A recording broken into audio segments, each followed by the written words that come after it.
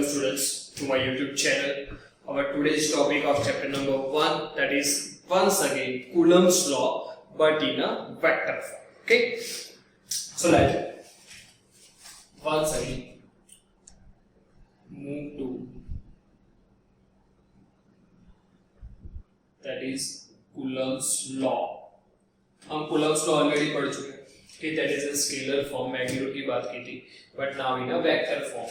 Okay, Coulomb's law in a vector form.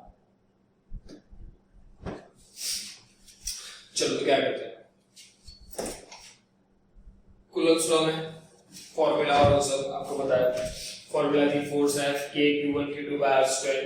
That force is directly proportional to the product of two charges and inversely proportional to the square of the distance between them. Okay, that force is the vector quantity that you all know. अभी तक हम scalar form में बात कर रहे थे. So now to the vector form. Okay, so now vector form में जाना है मुझे. समझ लो मेरे पास दो चार्जेस है. I have the two charges. Say it is Q1.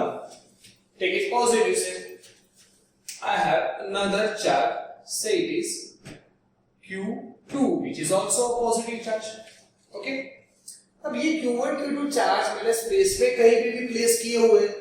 Okay, सो मेरे लिए ये Q1 Q2 का डिस्टेंस कितना होगा, that I don't know.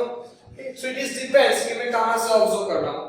Generally हम क्या करते हैं कि x y z coordinate system लेते हैं और वहां पे ओरिजिन को हम रिस्पेक्ट पॉइंट लेते हैं और वहां से डिस्टेंस फाइंड करते हैं. समझ लो कि यहाँ पे कोई भी कोऑर्डिनेट सिस्टम हो, whatever, let I observe from here, that is my origin. Then यहां से ऑब्जर्व करो. So we have the two vectors which gives the position of Q1. This vector gives the position of Q1 and this vector gives the position of Q2. So this is called the position vectors R1 and it is called R2. So here R1 and R2 are two vectors which gives the position of the two charges Q1 and Q2. Now both the charges are positive. Both the charges are positive. तो plus plus क्या होगा, repulsion होगा. Repulsion होगा तो दोनों charge एक दूसरे से दूर जाएंगे. सो लेट Q2 के ऊपर जो फोर्स लगा वो ये साइड होगा, Q1 पे जो फोर्स लगा वो ये साइड. ये फोर्स को क्या बोलेंगे, that is coulomb force. But it is a force F, that is a force F. किसके ऊपर लग रहा है, Q2 पे. तो फोर्स ऑन सेकंड चार्ज कौन लगा रहा है, Q1. सो F21 का मतलब होगा force on 2 by 1. Like here यहां पे लिखेंगे F12. ठीक, ये कहां पे लग रहा है फोर्स, तो 1 पे लग रहा है. कौन लगा रहा है, 2 लगा रहा है. तो force 1 2 F12 force on 1 by 2.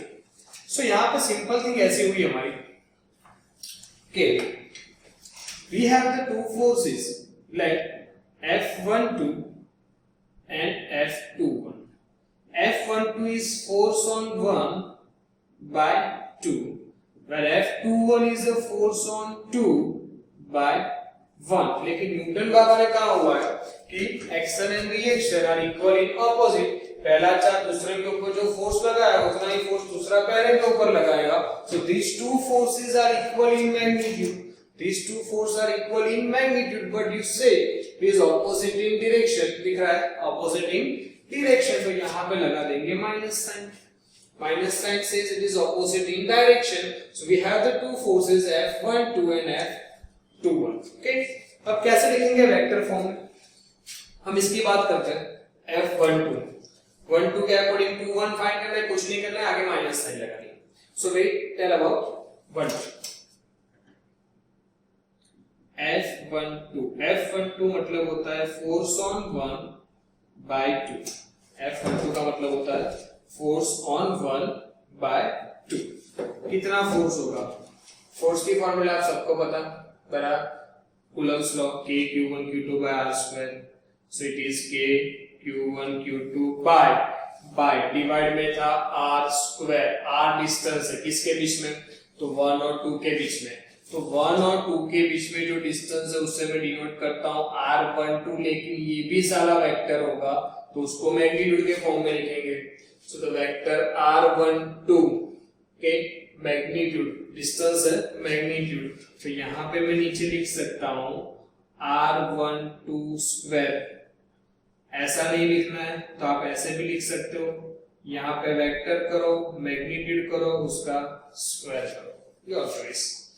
सो ये चीज तो हो गई कि q1 q2 by r square, ये तो पहले भी पढ़ा था बराबर। ये q1 q2 by r square formula तो वही की वही रही, तो आपको पता है कि ये q1 q2 by r square formula use करेंगे तो this formula only gives us magnitude, this formula gives you a magnitude. तो यहाँ पे मिल गया मैग्नीट्यूड। हम पढ़ रहे हैं Coulomb's law in a vector form. Vector form है मतलब साथ में डायरेक्शन चाहिए, मैंने वेक्टर डिनोट किया। सो k q1 q2 का r स्क्वायर जो हमें दे देगी मैग्नीट्यूड, हमें वेक्टर फॉर्म में जाना है तो यहाँ बाजू में हम लिखेंगे r12 कैप, r12 कैप। आपको पता है कैप का मतलब i cap, j cap, k cap, okay. So cap is the unit vector, cap is the unit vector. So ये r12 ये जो आपको दिख रहा है उसका ये यूनिट वेक्टर है। यूनिट वेक्टर मतलब उसका मैग्नीट्यूड 1 होता है। मैग्नीट्यूड कितना होता है 1, मतलब इसको आप इससे मल्टीप्लाई करो तो इसका मैग्नीट्यूड 1 है। सपोज ये 5 आया, 5 1 जा 5, आंसर में कोई फर्क पड़ेगा नहीं, लेकिन ये वेक्टर टर्म है तो ये आपको डायरेक्शन दे देगी। ये चीज आपको क्या दे देगी, डायरेक्शन। तो k q1 q2 by r square that gives the magnitude, so we can say r12 cap that will give us a direction। तो यहाँ पे हमें मिल गई direction r12 cap। So now the simple question arise कि ये cap कैसे find करना है। 11th स्टैंडर्ड में था कोई भी यूनिट वेक्टर फाइंड करना है तो क्या करते थे, तो वेक्टर अपॉन इट्स मैग्नीट्यूड करते थे। तो मैं यहाँ लिख रहा हूँ here r12 cap कैसे फाइंड करना है। So we have the one choice r12 vector upon its magnitude. क्या करना होता है, vector upon its magnitude is from the definition of unit vector already studied in 11th standard। r12 cap is unit vector। unit vector की define थी vector upon its magnitude, vector upon its magnitude. अब ये r12 कैसे find करना है, तो r12 find करने के लिए कुछ नहीं करना है, r1 माइनस r2। उसके लिए क्या करना है, तो क्या r1 माइनस r2। आपको पता है कि ओरिजिन के रिस्पेक्ट में हमारे पास दो वेक्टर्स थे, position vectors of q1 and q2, that is r1 and r2। So r12 find करना है, याद रखो 1 2 तो करोगे 1 minus 2, r1 vector minus r2 vector divide by magnitude of that vectors. Well so this thing you know how to find it. समझ में किए ये q1 q2 का स्क्वायर लाइक दैट वही तरीके से सम करना है और ये चीज फाइंड करनी है आपको अलग से डायरेक्शन के लिए। ये आंसर आएगा वेक्टर फॉर्म में, मल्टीप्लाई करोगे your final answer is also in a vector. Got it. यही जो इक्वेशन है उसे थोड़ा और सिंपलीफाई करके हम लिखते हैं यहाँ पे। ठीक, क्या लिखूं, k q1 q2 by r12 vector magnitude square, r12 cap here, तो उसकी जगह ये पुट कर दूंगा। So now force F12 formula तो k q1 q2 by r12 vector square magnitude into क्या था, तो ये कैप था यूनिट वेक्टर, उसकी जगह हम डिनोट कर देंगे r12 vector upon its magnitude. So here I can write r12 vector upon r12 vectors magnitude. तो सिंपल थिंग, ये स्क्वायर और ये मल्टीप्लाई करो तो क्या हो जाएगा, क्यूब हो जाएगा। So becomes formula here k q1 q2 upon r12 is the distance उसका cube और r12 vector। So it is the formula of force F12। 12 is the force on 1 by 2। अगर 21 लिखना है तो यहाँ 21 कर दो, यहाँ 21 कर दो।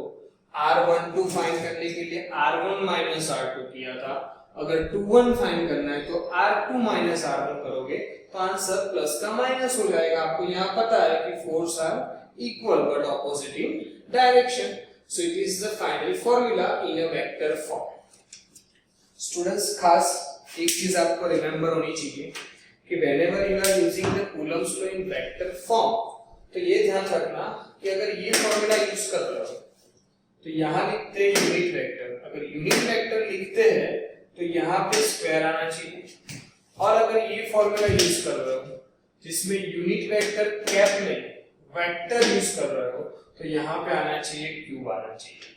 कंफ्यूज मत होना, बड़ा ये फॉर्मूला इसलिए यूज करते हैं कि यहाँ पे ये पूरा फाइंड करने की जरूरत ना पड़े, डायरेक्टली यहाँ पे आंसर हम फाइंड कर सकते हैं। और यहाँ पे कैप है तो यूनिट वेक्टर फाइंड करके फिर वैल्यू यहाँ लिखनी है, तो ये इक्वेशन यूज करो कि ये यूज करो कोई फर्क नहीं पड़ता, लेकिन याद ये रहना चाहिए कि यूनिट वेक्टर लिख रहे हैं तो स्क्वायर आएगा और सिर्फ वेक्टर लिख रहे हैं तो यहाँ क्यूब आएगा। सो it is the Coulomb's law in a vector form. तो इसके साथ साथ इसके जैसा ही दूसरा टॉपिक ले लेते हैं, सुपरपोजिशन प्रिंसिपल, लाइक दिस।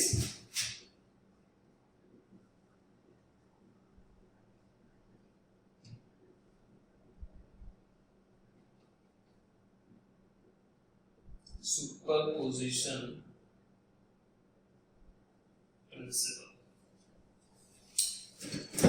ये प्रिंसिपल आप पहले भी पढ़ चुके हो, बेस चैप्टर था उसमें भी ये आया हुआ है। सुपरपोजिशन प्रिंसिपल क्या होता है? तो अभी तक तो हम जो कुछ भी पढ़े उसमें से दो चार्ज की बात थी, एक Q1 बोल दिया, एक को Q2 बोल दिया, दो ही चार्जेस है तो एक दूसरे के ऊपर फोर्स लगाएंगे, like this F12 F21। Okay, अब यहाँ पे दो नहीं, लॉट्स ऑफ चार्जेस है, मतलब एक सिस्टम ऑफ चार्जेस है, Q1 है, Q2 है, Q3 है, Q4 up to it's Qn, बहुत सारे चार्जेस है। तो ये हर एक चार्ज हर एक दूसरे के ऊपर फोर्स लगाएंगे, उसमें से समझ लो हमें कोई एक के ऊपर फोर्स फाइंड करना है। अब कोई एक चार्ज है उसके ऊपर बहुत सारे चार्जेस फोर्स अप्लाई कर रहे हैं तो उसका नेट फोर्स कितना होगा? तो आपको पता है कि क्या करना है, कुछ नहीं करना है कि हर एक का इंडिविजुअल फोर्स फाइंड करो, उसको ऐड कर दो, लेकिन एडिशन वेक्टर होना चाहिए because force is a vector quantity. So superposition principle says that if there are number of charges or a system of charge, okay, so force on any one charge is equal to the vector sum of the each force, individual force applied on it. Okay, एक charge के ऊपर जो force लग रहा है वो आपको find करना है हर एक का थ्रू। तो जितने भी चार्जेस है वो हर एक का जो फोर्स लग रहा है कोई एक के ऊपर उसका सम करना है, लेकिन sum could be a vector, so it is a vector addition of the each individual force. Okay, तो force on any one charge by the number of charges is equals to the vector addition of the each force और each individual force acting on it. ये होगा statement, आपका statement नहीं लिख रहा हूं पर हम थियरी की बात करें आगे। So let me take, यहाँ पे मैं सिस्टम ले लेता हूँ just of the three charges. Okay. Respect to origin, here the system. Say here one charge Q1. Say here another charge Q2. Here another charge Q3. Say it is a number of charge up to Qn. यहाँ पे तीन दिख रहे हैं, so यहाँ पे इसका vector हो जाएगा R1 like here, R2, R3। Theory में नोट डाउन करना पड़े, ऐसे नहीं लिखना है, एग्जाम में पूछे तो टेक के पहले तो स्टेटमेंट लिखा, स्टेटमेंट के बाद लिखना है as shown in the figure we have the system of three charges say Q1, Q2 and Q3 which have the position vectors respectively R1 vector, R2 vector and R3 vector। चलो अब हमें force find करना है कोई एक के ऊपर, suppose इसके ऊपर फोर्स फाइंड करते हैं तो Q1 पे फाइंड करते हैं, ये रहा मेरा Q1, ऑल आर पॉजिटिव। सुनाओ, Q1 पे फोर्स फाइंड करना है, Q1 पे कौन कौन फोर्स लगाएगा? दोनों लगाएंगे, Q2 भी लगाएगा, Q3 भी लगाएगा।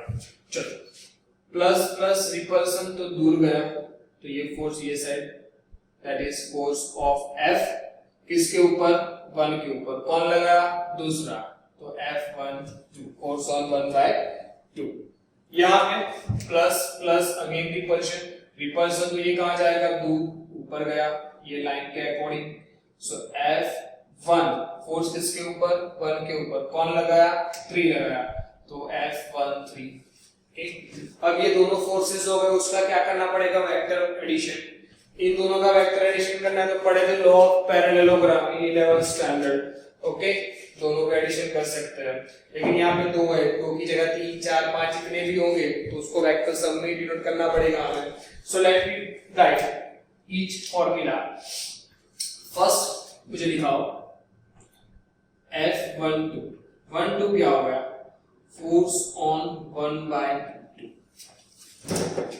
ये फॉर्मूला यूज करो या ये यूज करो हम इसका यूज करते हैं clear K Q1 Q2/r². So let me write K Q1 Q2/r².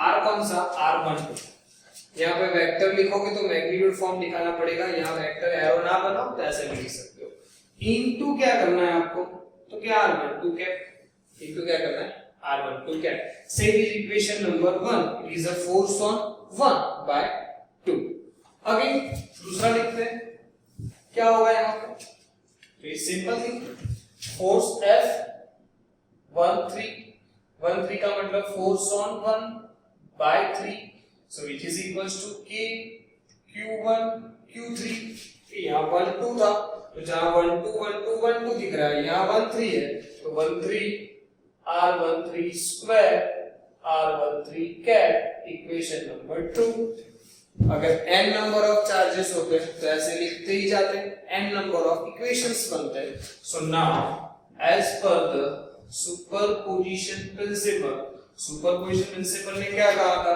कि force on any one charge by the number of charges which is equals to the vector addition of each individual force तो ये सब force का addition कर देंगे हम force find कर रहे हैं 1 के ऊपर सो वो नेट फोर्स को मैं लिख दूं F1 which is equals to vector addition F12 plus क्या करना है F13 if there are n number of charges system so move to F1n done formula लिखते थे हर एक की ये जो लिखे बड़े इक्वेशंस वहां पे लिखते रहे हमें बड़ा F12 so it is K Q1 Q2 by R12 square R12 cap once again K Q1 Q3 R13 square R13 cap up to n K Qn की बात करो तो K Q1 Qn R1n square R1n cap हर एक में आप एक चीज देखो तो कॉमन है क्या कॉमन है K कॉमन है और Q1 कॉमन है ओके तो कभी भी डायरेक्ट इक्वेशन बनाना है तो ऐसा लिख देना है K तो ऑलवेज कॉमन रहेगा जिसके ऊपर फोर्स फाइंड कर रहे हो ना वो चार्ज कॉमन होगा यहाँ 1 के ऊपर फाइंड कर रहे हैं तो हर एक में Q1 अगर 2 पे फाइंड करोगे तो Q2 कॉमन होगा सो यहाँ पे Q1 भी कॉमन होगा सो अंदर कौन बचे तो वेक्टर्स लिख देना बराबर Q1 के ऊपर कौन फोर्स लगाया तो कि Q2 लगाया फिर कौन लगा तो कि Q3 लगाया अब टू n